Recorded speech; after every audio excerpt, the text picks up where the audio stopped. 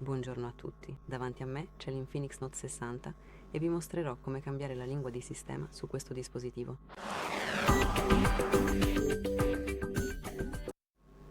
Quindi, prima di tutto, aprite le impostazioni, poi trovate e selezionate Sistema e cliccate su Lingue e Inserimento. Selezionate Lingue e ora scegliete Altre lingue. Qui avete tutta la gamma di opzioni. Potete scegliere quella che preferite da applicare. E se scegliete ad esempio il portoghese, poi selezionate la regione. E se vuoi impostarla come lingua di sistema, basta selezionare Applica e attendi solo qualche secondo. Ecco fatto, è già stata applicata. Puoi utilizzare tranquillamente il tuo dispositivo nella lingua selezionata. Ogni volta che vuoi cambiarla, basta riaprire la sezione Lingue. Quindi è tutto. Questo è tutto. Grazie per averci seguito. Per favore iscriviti al nostro canale e lascia un like.